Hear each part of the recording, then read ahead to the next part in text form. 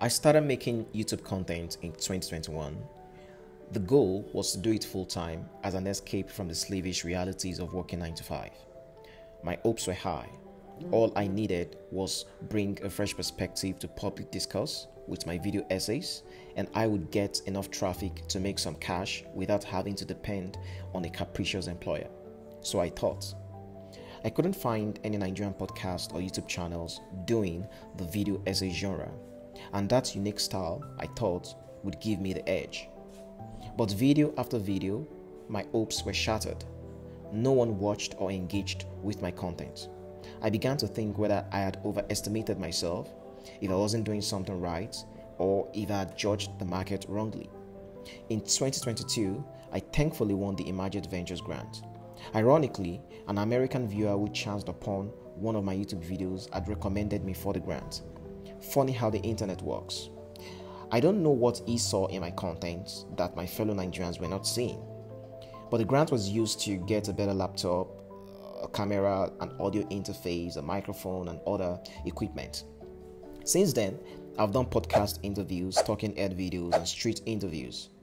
I thought exploring different genres would get me a better engagement, but I was disappointed all the same.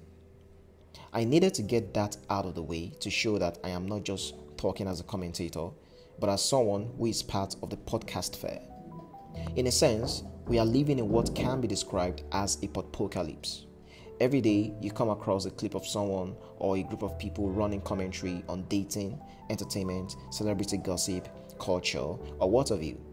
Given how the internet has democratized access for people to upload content and the possibility to monetize it, everyone is now a content creator hustling for hard revenue. As someone who has benefited from the visibility the internet can give you by winning the Emergent Ventures grant, it would be hypocritical of me to fundamentally have a problem with the proliferation of podcasts. My issue is not with the proliferation of podcasts per se, but more with the discourses people have on them. The podpocalypse is not uniquely a Nigerian phenomenon. Since I've been casually following American politics and the culture war, YouTube's algorithm keeps recommending new podcasts across left-wing and right-wing spectrum. This explosion reminds me of the oft-cited study on how a third of young Britons and Americans aspire to become content creators. Content creators like KSI are the new Hollywood stars. Podcasters like Joe Rogan are the new Larry King. The difference is, during the heyday of Hollywood, TV and radio, they had gatekeepers. Today, the internet has removed that gatekeeping. And with an influx of creators, an overload of sensationalism and absurdity has characterized the internet. It's almost the case that to beat the algorithm, you need to do the most outlandish prank or say the most provocating thing. This is especially true of Nigerian podcasters. Their shtick is to deliberately whip up reactions with outrageous arguments on dating or celebrity gossip. They particularly exploit the ongoing gender war in online discourse, knowing their takes would generate knee-jerk responses from viewers who disagree. Of special mention is the Bad and Bougie podcast, hosted by ex-reality TV star Tolani Baj and Moed Abebe, a former TV presenter. I cannot count how many times I've come across clips of them giving absurd takes, like how much men must make before dating, or how men must not complain when their girlfriends ask them to buy wigs that cost 5 million naira, or how they cannot date any man who lives on mainland Lagos. Tolani Baj is especially notorious. Given a claim to infamy, her name has become an internet byword for stupidity. The Bad and Bougie podcast is affiliated with Glitch Africa Studios. The media company produces other podcasts like The Honest Bunch, Spill with Fina, and the Rant, Bant, and Confessions podcast. The Honest Bunch podcast is hosted by Nidu, a popular radio presenter turned skit comedian, and 3 other people. Like Tolani Baj, Nidu has had his viral moments of outrageous takes. One clip readily comes to mind. There was a time on the podcast when Nidu said something along the lines of not minding having oral sex with Tiwa Savage. I believe he said he would, quote unquote, lick Tiwa's plates. Plates meaning her genitalia. The producers at Glitch Africa understand what Nigerians want, even though Nigerians may feign outrage sometimes. and they have a bunch of viral podcasts to show for it. I argued elsewhere that Nigerians do not care about depth or detail. We love things to be superficial and sensational. That explains the hyperbolic takes Nedu and Tolani Badge are infamous for. There is a good chance they do not necessarily believe the outrageous takes they give or live by them. Anything for clicks and views. As the poverty capital of the world, our priorities are wildly misplaced if podcasts serve as a veritable sample.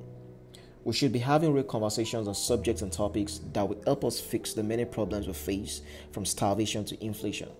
I believe Nigeria needs to have its version of the Enlightenment, and if used right, podcasts could be used to kickstart it by having much needed cerebral conversations. And this enlightenment must cut across the sciences, social sciences, technology, the arts, etc. The only time Nigerians had what could approximate an enlightenment was during the golden age of literature, when the likes of Wole Soyinka and Chinua Achebe wrote bestsellers. Because of the circumstances of their time, they had to be anti-colonial and Africanist in their writings. And after Nigeria gained independence, they held the corrupt political class and tyrannical dictators to account, even at the cost of their safety and freedoms. People looked up to them and wanted to hear their perspectives on issues. The same vigor percolated to other African nations. The scholarship of that era was embodied in the 1962 Conference of African Writers of English Expression, which held in Makerere University, Uganda.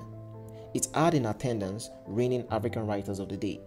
They debated what African literature was, if it was African to write in a colonial language, and etc. They of course had disagreements.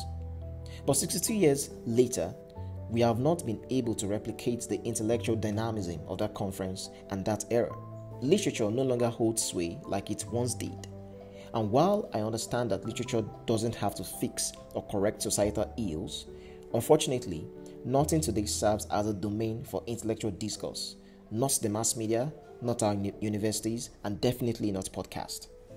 The major failure of the Soyinka generation was that the enlightenment that characterized that era did not percolate into the sciences and other disciplines. For instance, we didn't have any scientists, engineers, pharmacists, architects, physicists, anthropologists of acclaim. And the same is true today. The only thing we try to intellectualize when we have conversations today is Afrobeats and Nollywood. And this is because our music and movies have never enjoyed the global acclaim they do now. Entertainment is the only thing that serves as pride for Nigerians. But success in entertainment can only give you a cultural bragging point. It doesn't solve socio-economic problems. It doesn't translate into innovation. And God knows, Nigeria desperately needs lots and lots of scientific and technological innovations. It is an affront to our collective humanity that we are yet to find a cure for sicknesses like malaria or sickle cell anemia. In the US, there are lots of science podcasts that have high monthly views. If you started a science podcast in Nigeria, no one would listen to you. Yet, Nigerians need such podcasts more than Americans. You can't tell me otherwise. We are an intellectually deficient people. It would be pedantically wrong to say all podcasts in Nigeria engage in tabloid sensationalism. I'm talking about most, not all, at least the viral ones. I'm sure if you look long enough, you may find some interesting Nigerian podcasts on evolution, psychology, or what have you. Their obscurity is a testament to an overarching culture that values superficial discourse over depth and substance. I may have come off as prude, nerdy, or in fact, elitist. It may seem I wrote this because I'm jealous of Nedu and Tolani Badge. Maybe those assumptions about me are true. But what is also true is that the podpocalypse is a serious problem in Nigeria, and it is distracting us from a much needed enlightenment.